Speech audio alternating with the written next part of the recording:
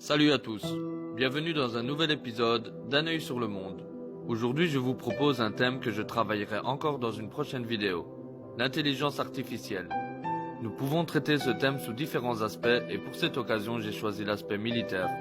Dans ma prochaine vidéo sur le sujet, je traiterai plutôt sur le big data.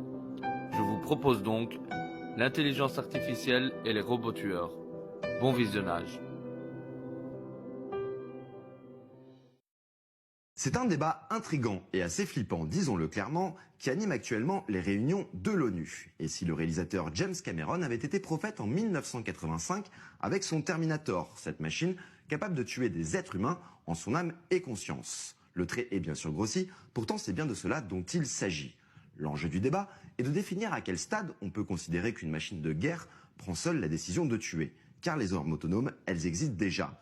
Et de nombreux chercheurs comme Stephen Hawking ou des spécialistes en intelligence artificielle demandent purement et simplement leur interdiction. The primitive forms of artificial intelligence we already have proved very useful. But I think the development of full artificial intelligence could spell the end of the human race. Humans, who are limited by slow biological evolution, couldn't compete. Un robot tueur capable de choisir sans intervention humaine ses cibles et de les éliminer. On connaissait déjà les drones intelligents qui font partie de la nouvelle panoplie militaire mais dont l'homme garde jusqu'au bout le contrôle. Beaucoup s'inquiètent aujourd'hui de ces avancées technologiques qui posent bien sûr des questions éthiques vertigineuses. Vous l'aurez compris, on s'intéresse aujourd'hui au progrès ultra rapide de ce qu'on appelle l'intelligence artificielle. Les experts estiment ainsi que d'ici 20 à 30 ans, toutes les grandes armées seront équipées de robots de combat. Mais à la frontière démilitarisée entre les deux Corées, un robot tueur est déjà en service depuis 2013. Le sud-coréen SGR-A1, développé par Samsung et surnommé l'infatigable, opère de jour comme de nuit. Ce robot sentinelle, armé d'une mitraillette et d'un lance-grenade, a été conçu pour remplacer les soldats. Il peut repérer des intrus et les abattre sur ordre d'un opérateur humain. À terme, il pourrait même prendre la décision de faire feu en totale autonomie. Vous avez déjà pu apercevoir les prouesses des robots quadrupèdes développés par l'entreprise Boston Dynamics avec des machines capables de courir, sauter, réaliser des saltos ou même d'ouvrir des portes. Mais derrière ces gentilles vidéos qui font des millions de vues sur YouTube, se cache la première vocation de Boston Dynamics, qui est de concevoir des robots principalement formés à l'art de la guerre, et cela en association avec le département de l'armement des États-Unis. Selon une étude du cabinet américain Wintergreen Research, le marché mondial des robots militaires terrestres pourrait atteindre plus de 10 milliards de dollars en 2021, de quoi aiguiser l'appétit des constructeurs qui multiplient les innovations. Les investissements en intelligence artificielle ont été multipliés par 10. Alors pour mieux comprendre ces nouveaux enjeux, voyons d'abord quels sont les pays qui sont actuellement à la pointe du secteur. 40% des startups du domaine sont américaines. Puis on trouve la Chine et Israël. Viennent ensuite le Royaume-Uni, le Canada, le Japon, la France, l'Allemagne et l'Inde.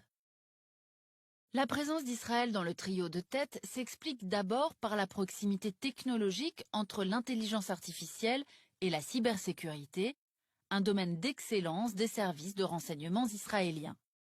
Mais surtout, la plus grande partie des entreprises du domaine sont spécialisées dans l'analyse automatisée d'images et notamment la reconnaissance faciale avec des applications directes dans la surveillance.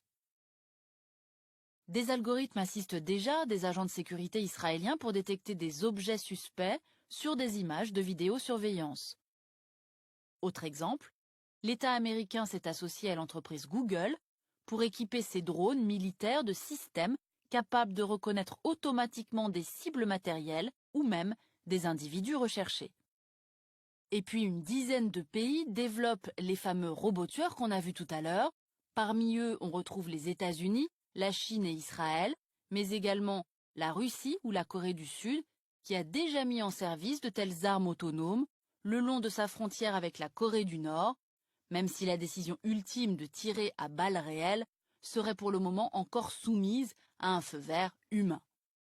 Selon moi, la concurrence internationale pour la supériorité en matière d'intelligence artificielle sera presque certainement la cause d'une troisième guerre mondiale. En un tweet, le très écouté Elon Musk, le patron de Tesla et de SpaceX, a posé les bases d'une crainte que partagent de très nombreux observateurs. Et si ces robots, sur la base de modèles mathématiques, avaient le droit de vie ou de mort? Et si ces robots remettaient en cause le droit de la guerre et les principes du droit international humanitaire? Si on regarde bien l'histoire, la course aux armements de pointe a toujours été un véritable défi pour les nations. Pour l'ONU, il s'agit aujourd'hui de trouver une définition précise et une régulation des armes autonomes. Car confier à des robots un pouvoir de décision dans des situations de vie ou de mort revient à franchir une ligne morale fondamentale. Si une vingtaine de pays ont déjà annoncé leur refus d'exploiter les capacités des robots tueurs, certains États n'ont pas attendu une régulation internationale pour développer des armes autonomes et ne semblent pas engagés à limiter l'utilisation de ces armes. Leur objectif, s'assurer une supériorité technologique et donc opérationnelle et être en capacité de répondre aux menaces futures. Vladimir Poutine confiait d'ailleurs récemment que le pays leader en matière d'intelligence artificielle serait le maître du monde. Искусственный интеллект – это будущее не только России, это будущее всего человечества. Здесь колоссальные возможности и трудно прогнозируемые сегодня угрозы. Тот, кто станет лидером в этой сфере. Vous venez d'entendre la réplique de Vladimir Poutine. Celui qui sera leader dans ce domaine sera le maître du monde. La question principale que soulève ce sujet est: est-ce que l'intelligence artificielle nous mènera vers une troisième guerre mondiale? Et y a-t-il une menace d'une troisième guerre mondiale?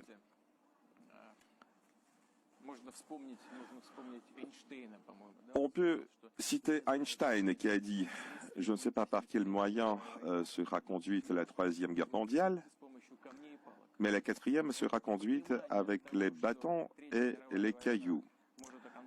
Donc, la troisième guerre mondiale serait la fin de la civilisation.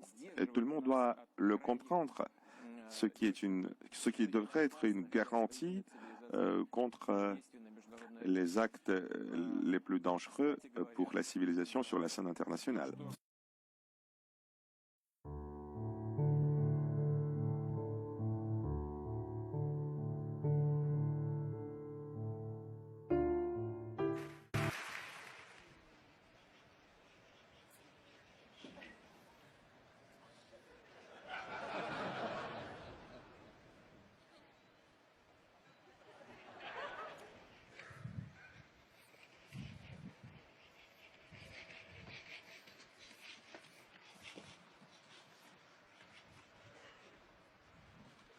That's Spot Mini. He'll be back in a little while.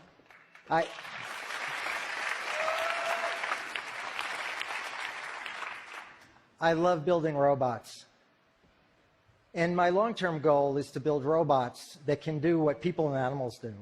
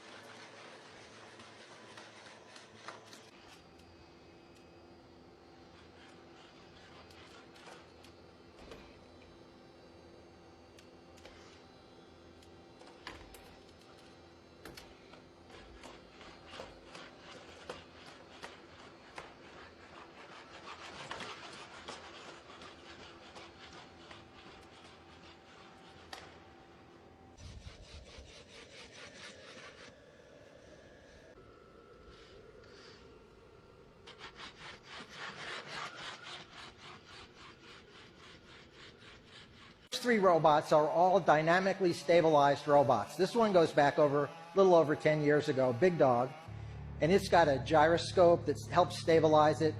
It's got sensors and a control computer. Here's a cheetah robot that's running with a galloping gait, where it recycles its energy, it bounces on the ground, and it's computing.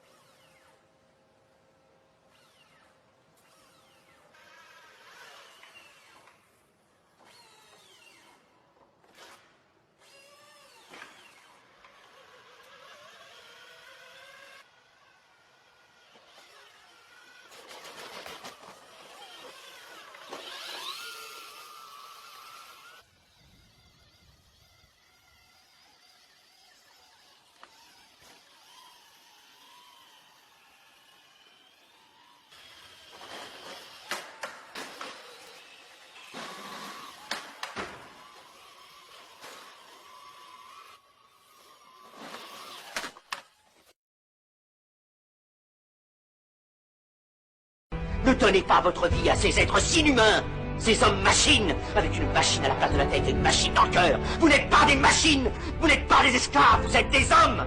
Des hommes avec tout l'amour du monde dans le cœur. Vous n'avez pas de haine, sinon pour ce qui est inhumain. Ce qui n'est pas fait d'amour. Soldats, ne vous battez pas pour l'esclavage, mais pour la liberté. Il est écrit dans l'évangile selon saint Luc, le royaume de Dieu est dans l'être humain, pas dans un seul humain, ni dans un groupe d'humains, mais dans tous les humains, en vous. Vous, le peuple, qui avez le pouvoir de créer les machines, le pouvoir de créer le bonheur. Vous, le peuple, en avez le pouvoir de rendre la vie belle et libre, le pouvoir de faire de cette vie une merveilleuse aventure. Alors au nom même de la démocratie, utilisons ce pouvoir. Il faut tous nous unir. Il faut nous battre pour un monde nouveau, décent et humain, qui donnera à chacun l'occasion de travailler, qui apportera un avenir à la jeunesse et à la vieillesse la sécurité. C'est eux qui ont promis toutes ces choses. Pour que vous leur donniez le pouvoir, ils mentaient. Ils n'ont pas tenu leurs merveilleuses promesses. Jamais ils ne le feront. Les dictateurs s'affranchissent en prenant le pouvoir, mais ils font un esclave du peuple. Alors il faut nous battre pour accomplir toutes leurs promesses. Il faut nous battre pour libérer le monde, pour renverser les frontières et les barrières raciales, pour en finir avec l'avidité, avec la haine et l'intolérance. Il faut nous battre pour construire un monde de raison, un monde où la science et le progrès mèneront tous les hommes vers le bonheur.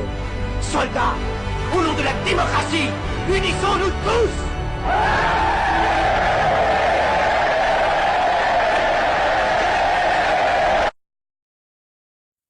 Voilà, c'est la fin du monde. Non, je déconne, mais en attendant, si tu as aimé mon travail, tu peux mettre un petit pouce sur la vidéo et t'abonner à ma chaîne. Merci d'avance, à bientôt.